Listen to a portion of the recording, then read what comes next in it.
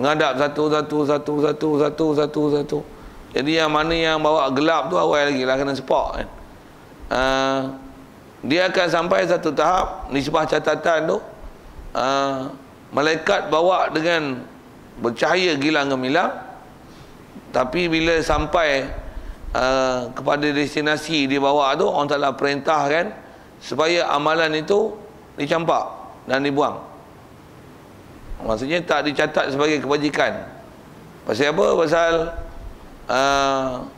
hati dia tak betul.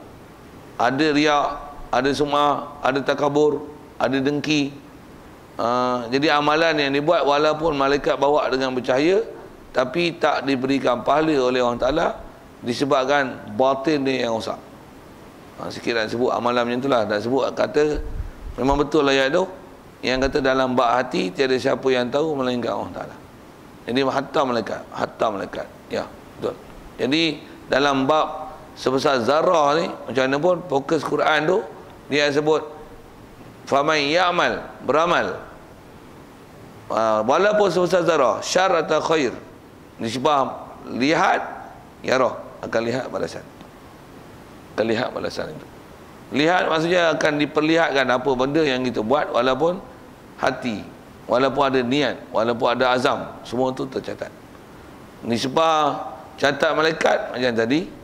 Cuma yang tu nisbah tercatat tu maksudnya kalau dah terbiasa sebut itu, sebut bahasa tercatat tu, Allah Ta'ala akan perlihatkan dan akan zahirkan dalam bentuk alam maujud yang boleh dilihat. Semua orang akan lihat waktu perbicaraan tu.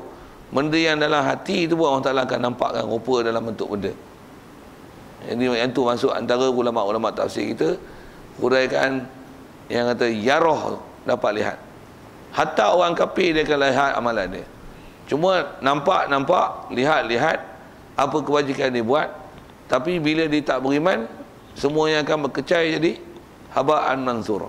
Jadi debu yang bertabur. Habis, tak bermanfaat. Timbang tak ada. Pasal apa? Syarat nak timbang amalan tak ada, pasal tak ada iman. Itu kafir yang sampai seruan Islam. Termasuk dalam tu orang Islam yang dia tengok ada buat benda-benda yang menyalahi dalam bab akidah, yang boleh hukum mati dalam keadaan kufur. Nauzubillah. Walaupun dia boleh tengok amalan dia, tengok iman tak betul, out, haba'an mansura. Jadi debu habis. Tak bermanfaat untuk orang yang membuat amalan tersebut. Pasal syarat untuk buat tu tak sah kerana ada perkara yang membatalkan dia. Kalau orang kafir tadi tentang dia tak beriman, sedangkan dia terima seruan Islam, atau orang Islam yang memang dah Islam lama dah, tapi dia tak pernah belajar sampai ada benda yang merosakkan Islam dia, satu amalan pun tak diterima daripada dia, semua jadi debu. Nisbah lihat, dia akan lihat, dia akan tengok, tapi tak bermanfaat ke dia kerana syarat yang tak cukup.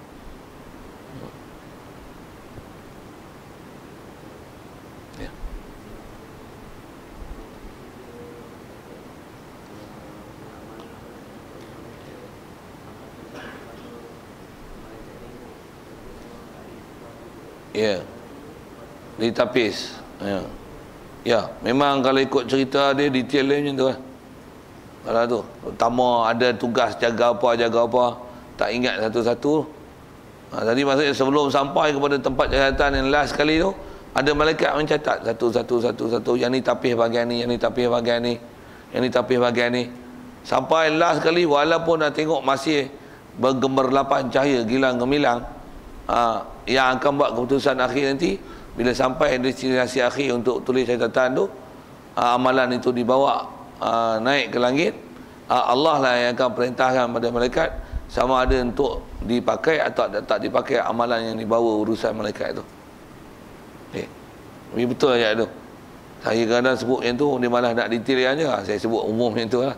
Tapi ya, memang akan ada tapisan. Setiap lapisan langit tu ada malaikat yang bertugas untuk menyaring, untuk apa dengan bahasa itulah, menyaring setiap amalan, dan dia tak akan lepas naik ke atas melainkan apa-apa yang baik.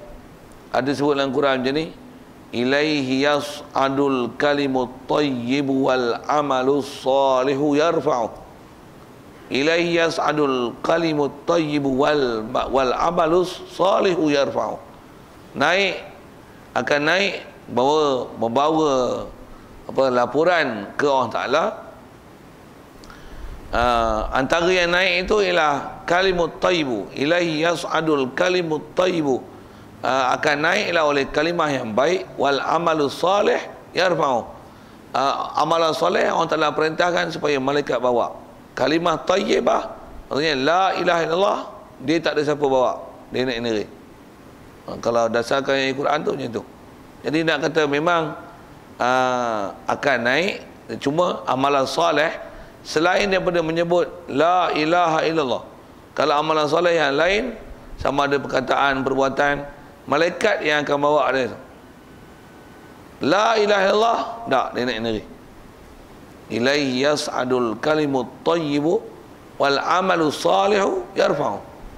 Amalan soleh Allah Ta'ala angkat kan. Itulah tu majazi. Maksud Allah Ta'ala angkat, Allah Ta'ala perintahkan malaikat-malaikat ni angkat. Mana? Kalimah la ilaha illallah, dia naik negeri. Itu istimewanya la ilaha illallah. Itu yang orang kafir boleh masuk Islam. Itu yang kita kena belajar tauhid sampai kita faham. Bila sebut la ilaha illallah, apa yang sepatutnya yang menyebabkan orang kafir boleh jadi Islam, yang kita disuruh melazimkan, membaca, membajak kan, menyebut la ilaha illallah. Itu kot sikit tambahan maklumat. Memang nak buka soalan kalau ada itu. Apa dia? Murad dengan abdin sini malaikat, manusia dan jin. Orang mukallaf. Pasal bab orang mukallaf saja yang ada taklif, yang nisbah catatan tu ada. Pasal malaikat tak ada lah. Malaikat abazah yang juga malaikat tak ada. Yang ada ni faham abdin yang mukallaf, kita taklif manusia jin lah. Macam kot. Kuat sikit. Ahli fatrah tak masuk. Kalau faham daripada abdin ni, cuma saya sebut mukallaf tu maksudnya golongan hamba yang akan ada malaikat hafazah tu adalah manusia jin lah. Sebutkan bahasa itu senang, tak silap sebut itu payah sangat orang faham kot lain. Pasal nak sebut mukallaf tu, mukallafain tu, mukallafain, dua orang yang taklif. Jadi golongan hamba yang murad situ kebanyakan kalau sebut dalam kitab dia sebut bahasa abdin, tak ada lain, jin, manusia. Itulah. Ahli fatrah ke, kanak-kanak ke, orang gila ke, semua tu ada pencatat lah. Cuma tulis catat baik jahat. Tengoklah ada hukum taklif, tak taklif syarak tu. Tapi di atas golongan grup yang mukallaf, jin dan manusia. Itu maksud dia. Kadang silap guna bahasa ni pun silap faham juga. Sorry. Jadi kalau tersilap faham tu sorry. Mungkin cuaian saya menggunakan bahasa penyampaian tu. Jadi abdin yang dikedaki itu jin manusia. Macam itulah juga. Dah. Mukallah tu payah. Itu. Bikulli abdin. Lain kalau ada. Ya.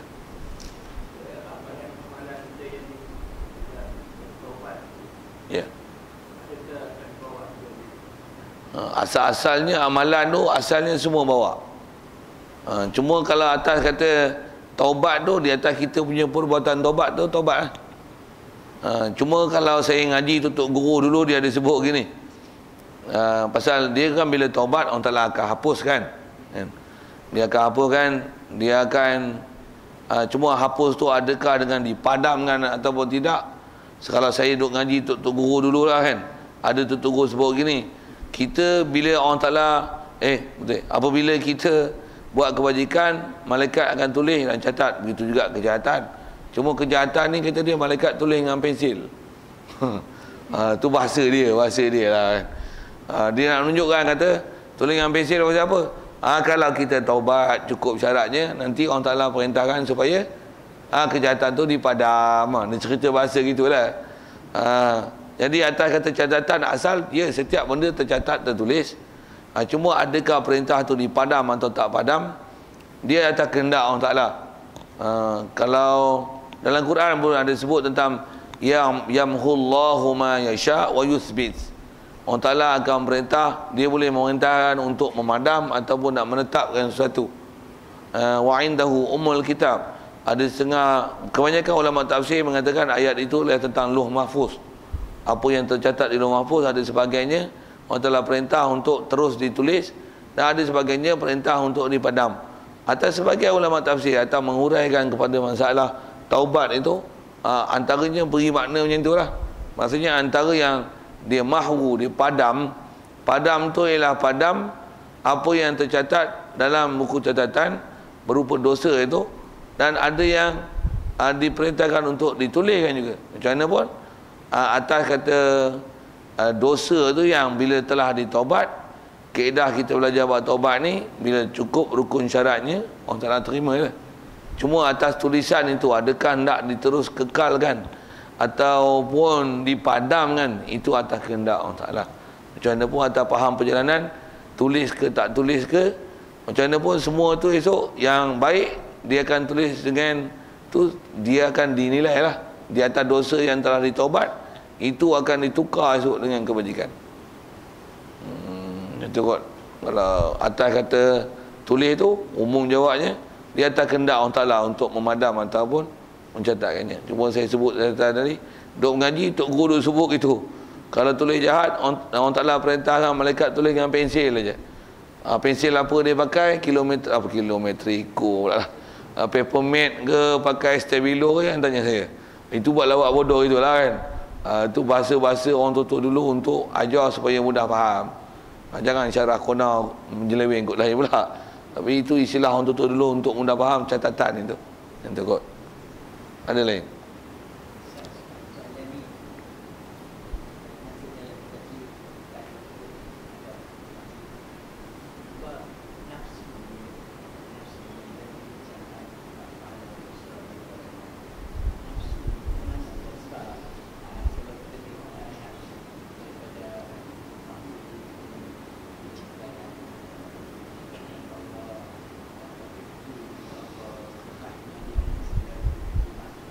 Api ke masuk dalam laut, dia masih tak taat ke bagi lapor.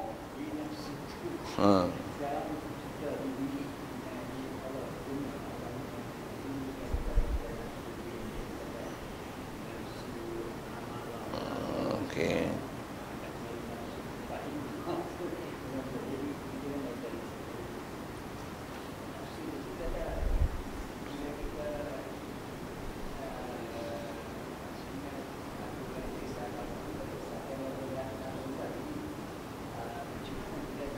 Nafsu tu, apa benda nafsu tu kan? Okey. Soalannya situ lah. Nafsu ni kalau atas kaedah ulama ahli sunnah wal jamaah kita yang masyhur sebut, dia lah satu bahasa untuk menunjukkan hal diri kita tu. Nafsu tu asal mana? Nafs diri kan. Macam mana pun atas, memang ada hadis-hadis sebut tentang tu lah, yang cerita tentang kejadian asal atas bahasa nafsu tu, macam mana kaedah-kaedah nak jinakkan nafsu. Ada riwayat sebut tu lah, masuk api, masuk dalam air. Bila ditanya siapa Tuhan kamu, dia tak berjawab, dia kata anak anta, aku engkau kan. Memang ada hadis yang kalau kita belajar cerita tentang bab tu, ada itu yang Allah Ta'ala nak mengajar pada kita daripada kisah-kisah yang macam tu. Ada dimasukkan tempat tu untuk berlapar. Bila lapar, keluarkan daripada tempat lapar tu. Bila ditanya man anta, baru jawab anta rabbi wa ana abduka. Qala Tuhan aku ialah hamba kau. Tu kalau tentang hadis tu sikit. Nah, cuma apa dia nafsu ni? Yang tu adalah kalau ikut satu simbolik untuk menunjukkan kaedah kita, diri kita, nak ajar, nak bagi tahu Allah Ta'ala, bukan dengan bersejuk, bukan dengan panas, bukan duduk dalam aircon. Tapi kaedah dia apa? Kaedah paling besar diri kita boleh taat ke Allah Ta'ala apa? Lapar memang boleh insaf.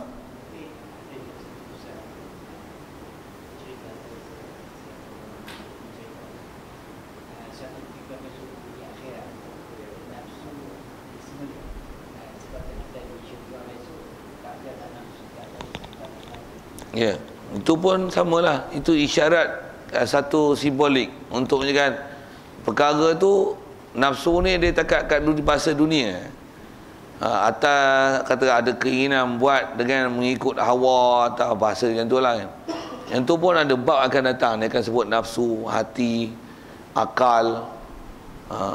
Apa sebenarnya realiti tu? Sebut qalbu, tu ya hati, nafsu, akal. Apa dia nafsu, apa dia akal, apa dia hati. Cuma akal sini, hati sini, nafsu kan? Ada benda yang tak boleh tunjuk. Macam mana pun realitinya apa? Nafsu, akal dan hati ialah kita lah. Diri kita lah.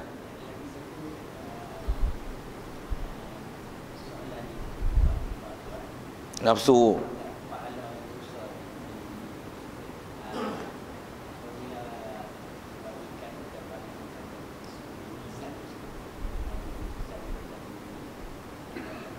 Dirupa kan.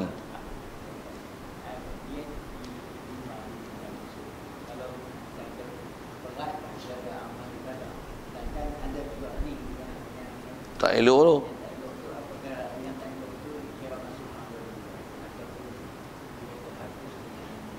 Kebaikan yang banyak tu. Jadi soalannya soalan masalah timbangan tu lah, kaifiat timbang tu.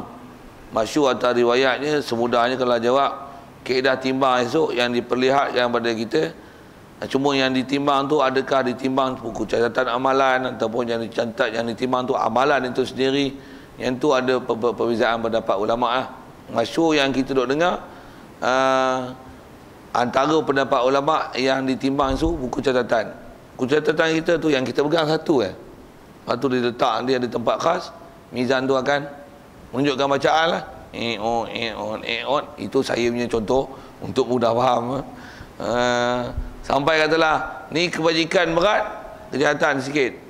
Bila keputusan kiraan hisap itu dengan timbangan macam tu, maka dia akan ke syurga.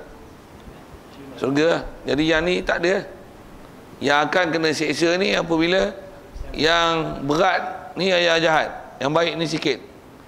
Yang tak bilan. Antara rahmat Allah Ta'ala balas kita macam tu. Lepas tu pastikan setiap apa kejahatan yang berlaku kat kita, iringkan dengan kebaikan. Mudah-mudahan kebaikan ni dia akan menghapuskan kejahatan. Hapus tu sama ada hapus sama sekali, ataupun kalau hapus tu dengan mana kebaikan yang banyak ni dengan sebab kejahatan yang ada, nanti kalau timbang, nanti bila dia banyak, istilahnya menghapuskan kejahatan. Jadi dengan sebab tu akan sebab mudah ke syurga, dan apa kejahatan itu terapalah pasal hak baik ni cover hak tak elok. Bahasanya cover lah.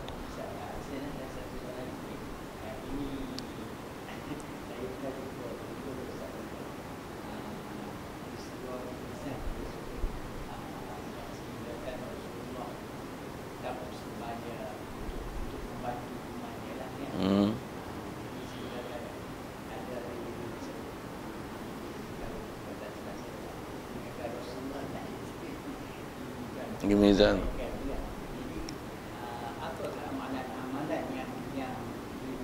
Menyebabkan Rasulullah. Apakah amalan? Kalau soalan tanya apakah amalan yang menyebabkan Rasulullah bagi syafaat, khusus tu wallahu alam, tapi banyak berlambak-lambak. Kaedah mudahnya buat je taat. Mana satu yang dapat syafaat, wallahu alam. Cuba atas kata antaranya tu yang selawat. Walaupun kita tengok ada kalimah-kalimah yang begitu mudah sebut di mulut, tapi timbangan begitu berat. Alhamdulillah, subhanallah, Allahu akbar, la ilaha illallah.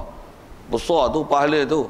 Jadi banyaklah sebut tu. Begitu juga dengan istighfar, baca Quran. Walaupun tengok ada sempoi yang baca Quran, tapi pahala besar tu.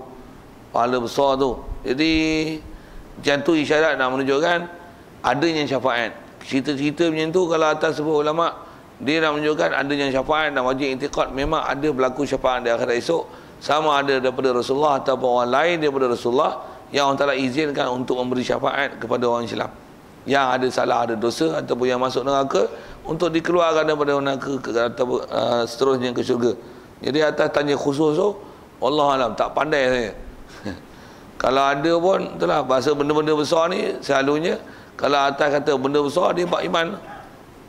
Apa-apa amalan yang melibatkan iman tu yang sebut la ilaha illallah, sebut dengan taat, lepas tu hati dan i'tiqad, pi sekali. Besar tu pahala tu. Nanti kot kalau atas sebut amalan tu, banyaklah amalan. Jadi kalau kata ada buat jahat, bagi cover semua. Kalau kata tengok awet, bagi RM10. Sekali tengok awet, RM10. Tengok sekali awet RM10. Padan dengan muka kita, habis duit. Tak nak habis duit, jangan tengok awet. Bos begitu. Nak tengok awet, degil kan, bos 100. Lagi dia warak. Nak sekali tengok awet, bos 1000 yang tabung. Bukan tabung lah, jangan kata bagi kat awet. Okay. Ada juga silap faham kot tu. Okey, bukan bagi kat awet. Bagi kat tabung. Maksudnya kebajikan lah tu. Sebut tabung bagi tu, bagi kat tabung maksudnya buat kat masjid, kat surau. Buat kebajikan tu maksudnya, coverkan dia dengan kebajikan. Bukan bagi kat awet yang kita tengok tu. Seronok ada. Boleh ikut sebut lah tu. Ada lain kita tu. Ya.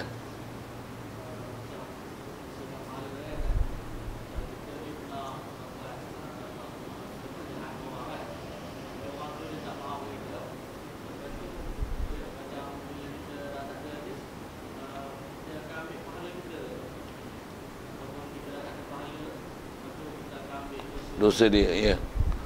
Antara pelaksanaan hisap di akhirat esok macam tu lah. Satu, kita diajar setiap kesalahan buat dengan kebajikan, cover dia. Satu, bila kita salah sesama makhluk khususnya, dia memang tambah pula orang yang kita buat salah tu, kita nak minta ampun, dia tak ampun, dia tak maafkan, tambah pula dia dah mati.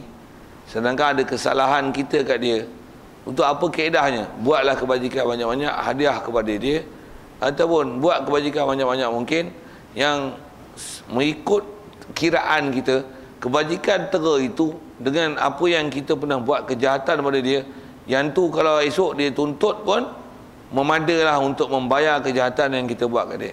Antara kejahatan tu katalah kita ambil harta benda dia, berapa nilai harga semasa masa kita ambil tu, katalah 2,000, buat kebajikan 2,000, buat kebajikan 2,000, niatkan hadiahkan pahala tu ke dia. Masalah kita buat pahala tu, buat benda baik itu, hadiah tu, doa tu makbul tak makbul tu hal. Itu yang ditaklif pada kita untuk buat, supaya mungkin dengan buat amalan itu boleh melepaskan diri kalau dia tuntut, ada benda yang kita boleh bayar. Nanti yang bila kita tak buat amalan itu, takut nanti bila dia tuntut nak bayar tak ada. Kita dah habis dah, orang ni minta sekilo, 10 kilo, orang ni 1 tan, ini 3 tan, ini 4 tan. Kita tak ada apa-apa amalan. Apa akan jadi? Nak bayar tak ada. Apa dia punya dosa lah, longgok lah kita. Yang tu adalah antara diceritakan kaifiat beramal, kaifiat kiraan hisab di akhirat esok. Jadi kalau atas cara pendetilan tu betul lah, memang macam tu. Jadi juga nak isyaratkan, kalau ambil daripada kisah tu, kaedah kita apa? Yang diajar pada kita, antara akhlak kita sebagai orang Islam yang Rasulullah ajar, Rasulullah anjurkan kita, dia kata ittabi'in sayyi'ata hasanata. Periringkan apa nama yang nama jahat, mungkar, benda salah, benda dosa yang kita buat, periringkan dia dengan kebaikan. Apa akan jadi? Apa pasal disuruh? Tamhuha. Harapannya ialah kebaikan akan menghapuskan kejahatan. Quran bersebut innal hasanat yuzhibna sayyi'at. Kebaikan akan menghapuskan kejahatan. Prinsip dia macam itulah. Jadi apa jahat, jadi sama ada orang tu dah mati ke hidup ke, kalau masih hidup pun dia tak mau ampun, katalah itu, dia tak maaf, aku tak redha dengan kau, aku cari kau sampai mati akhirat esok. Dah kita dah buat salah, dia tak ampun, tu satu hal lah. Tapi apa kita nak buat supaya akhirat esok kalau dituntut, berbaloi lah untuk kita berhadap dengan dia, buat kebajikan banyak-banyak, menyesallah di atas apa yang telah dia buat, mudah-mudahan taubat tu diterima. Buat kebajikan banyak-banyak, hadiah untuk dia. Dia tak maaf pun, biarlah, nak buat macam mana tu hak dia, untuk maaf tak maaf, tapi buatlah kebajikan banyak-banyak ke dia, dan beringatlah janganlah buat salah dengan orang lagi. Macam tu lah. Jadi pengajaran nak ambil dari situ, daripada kisah tu macam tu. Itu kot. Ya. Ya. Itulah kaedah dia. Kadaran tu kita kena nilai lah, tengah mana. Itu lah. Kita pernah sakit ke hati dia, pernah cakap kasar dengan dia, pernah apa menyebabkan dia merajuk, dia muasam muka dengan kita. Jadi kalau dia boleh halalkan, tak apalah, aku ada apa-apa pun tak ambil hati pun. Yang ni sampai terluka, sampai ke nak mati pun teringat, aku ingat engkau pernah kau cakap bodoh macam ni kat aku. Tu dia, katalah gitu kan. Jadi buatlah kebajikan banyak-banyak, hadiahlah untuk dia. Mudah-mudahan dengan sebab tu kalau dia tuntut pun ada benda yang boleh berbayar macam itulah. Umumnya kaedah penyelesaian tu macam tu. Saya jawab soalan.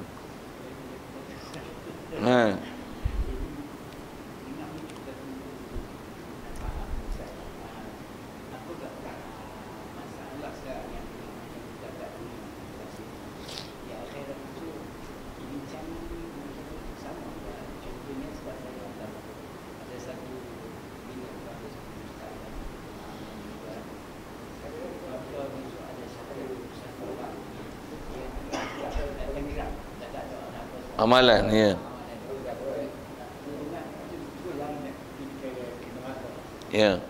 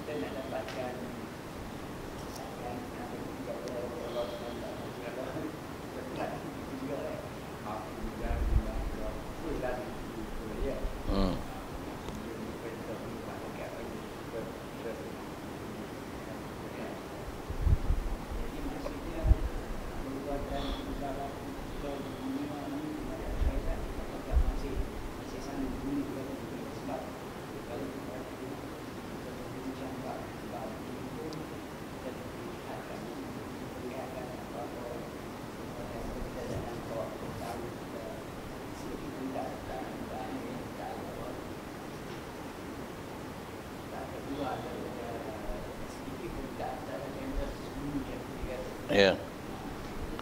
Jadi atas soalan adakah kat dunia ni nisbah berlaku dakwa-dakwi tu kan, dengan akhirat tu, di atas huraian yang ada datang daripada hadis sebut tentang bankrupt, minta ni lah dan sebagainya, yang tu memang berlaku macam tu.